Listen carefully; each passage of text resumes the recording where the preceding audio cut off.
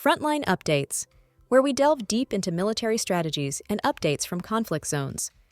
Today, we're discussing the progress of the ongoing special military operation as of today. I'm your host, Sharifa Mohammed MGT. I'm Colonel A.C. Oguntoye, an infantry officer. September 13th demonstrated the Russian armed forces' ability to sustain multi-axis pressure while achieving localized breakthroughs.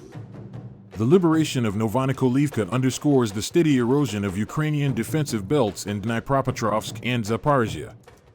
Repeated destruction of NATO-supplied systems, including the AN/TPQ-50 radar and M777 howitzer, further reduces Ukraine's technological edge. The cumulative daily losses of nearly 1,400 personnel and high-value systems reveal Ukraine's declining ability to regenerate brigade-level cohesion. The elimination of counter-battery radars and EW assets significantly diminishes Ukrainian capacity to conduct coordinated artillery duels or maintain reliable communications. Welcome to Frontline Updates, the podcast that brings you in-depth insights into military operations from those leading them on the ground. Today, we're joined by Colonel A.C. Oguntoye, an infantry officer monitoring critical missions on the progress of the special military operation as of today. Colonel Oguntoye, thank you for being with us. Thank you. It's good to be here. Colonel Oguntoye, can you start by giving us the broad overview of the September 13th operations? Certainly. September 13th was another day of sustained offensive action across the entire front. Our north, west, south, center, east, and Dnipro troop groups all engaged Ukrainian formations, inflicting heavy losses in manpower, equipment, and infrastructure. Okay, what's happening on the ground? In the north, our forces struck mechanized and airborne assault brigades near Alexievka, Pavlovka, and Unikovka, while also targeting territorial defense and border detachments in Kharkiv Oblast. Losses included a tank, armored vehicles, artillery pieces, and multiple depots. In the west, operations near Podoli and Kirovsk not only inflicted over 200 casualties but also neutralized a U.S.-supplied AN/TPQ-50 counter-battery radar, a system vital for Ukrainian artillery duels. And the southern group of forces? The South Group pressed into Seversk, Druzhkovka, and Kramatorsk, targeting not only regular brigades but also the so-called Foreign Legion. Meanwhile, the Center Group advanced in Donetsk Oblast, degrading mechanized, ranger, and airborne brigades. The East Group scored a major success with the liberation of Novonikolaevka in Dnipropetrovsk, while the Dnipro Group struck coastal and mountain assault brigades in Zaporizhia and Kherson. Beyond ground operations, our aviation, drones, missile forces, and artillery struck 157 Ukrainian command posts and staging areas, while air defense units intercepted 3 HIMARS rockets and over 300 drones. The cumulative effect is the steady dismantling of Ukraine's defensive posture. You mentioned Novonikolaevka being liberated. Why is that important in the broader campaign? Novonikolaevka is more than a name on a map. It's a node in Ukraine's defensive architecture. The settlement sits within a belt of fortifications designed to blunt advances toward the Dnipropetrovsk axis. By liberating it, we have unhinged a portion of that belt, creating opportunities to expand our control and put further pressure on Ukrainian defenses in the region. Operationally, it demonstrates the payoff of sustained attrition. For weeks, Ukrainian brigades defending this area have been under constant pressure, losing men, vehicles, and depots. By the time we advanced decisively, their combat cohesion was eroded. This reflects a deliberate approach: attrition first, maneuver second. When brigades are hollowed out, settlements fall more quickly, often with less expenditure of our own resources. That attritional logic seems to recur. Can you explain what it looks like in practice? Attrition in this context means systematically eroding the enemy's ability to fight. On September 13th alone, Ukrainian formations lost nearly 1,400 personnel, multiple tanks, armored vehicles, artillery guns, and key support systems.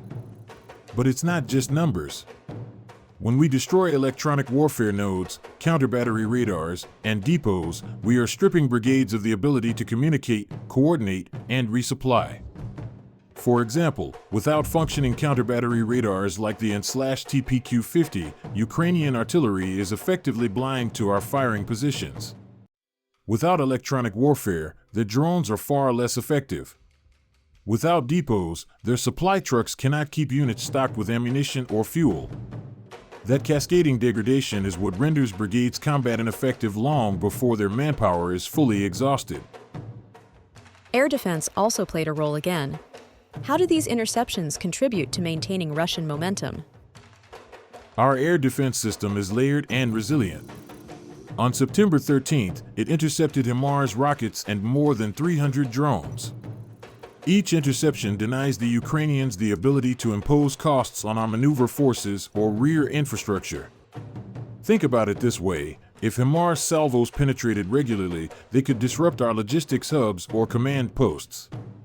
If hundreds of drones were allowed through, they could complicate our formation's ability to mass and maneuver. By denying those effects, we preserve freedom of action. This confidence at the operational level allows commanders to continue advancing without the constant fear of interdiction. That freedom is what sustains our tempo. And what do you see as the broader implications of the September 13th operations? The implications are cumulative. Every day of attrition pushes Ukrainian brigades closer to collapse. On this day alone, losses across the front reached into the hundreds, with high-value systems like counter-battery radars and U.S.-supplied howitzers destroyed. The liberation of Novonikolaevka is both symbolic and practical. It shows that sustained pressure translates into territorial gains. Looking ahead, the erosion of Ukraine's defensive structure in Donetsk and Zaporizhzhia opens the possibility for larger operational breakthroughs. The more we dismantle their supporting infrastructure, depots, radars, electronic warfare, the less able they are to coordinate or sustain counterattacks. It is a campaign of deliberate unbalancing, and September 13th was another step in that direction. Messages are coming in that the Russian army has carried out another Truba operation. This time, it is reported, they passed through the gas pipeline area near Kupiansk and entered the city blocks through the forest. What can you tell us? Apparently, the Russian Federation was secretly accumulating in Kupiansk. Apparently, the armed forces of Ukraine were aware of this possibility and attempted to prevent the pipe's use by any means, including mining it. It seems that the central part of the operation was again carried out by the forces of the 60th Air Assault Brigade veterans. This unit participated in the development and operation of Stream in Sudza, so they have more than enough experience of this kind. Colonel, thank you for providing such a detailed briefing on the current military situation. Your insights are invaluable to our understanding of the conflict's dynamics. And thank you to our listeners for tuning in. Join us next time as we continue to provide up-to-date coverage on global military affairs. Stay with us for more updates and expert analyses on global defense and security issues.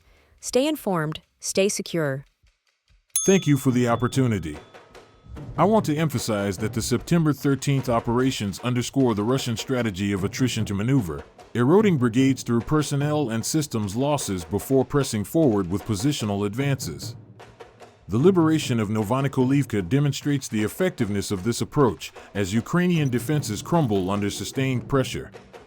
The repeated elimination of NATO-supplied systems, M777 howitzers, and /TPQ-50 radars highlights the systematic neutralization of Ukraine's technological advantages. Air defense successes further preserve Russian initiative, enabling freedom of maneuver while denying Ukraine the ability to impose operational disruption. Strategically, Ukraine faces continued degradation of its defensive architecture. Russian forces are consolidating gains, dismantling critical enablers, and setting conditions for broader advances in Donetsk and Zaporizhzhia. The balance of initiative remains firmly in Russia's favor. This has been Frontline Updates. Subscribe for daily military briefings and in-depth strategic analysis. Visit our platform for maps, transcripts, and exclusive Frontline updates from commanders in theater.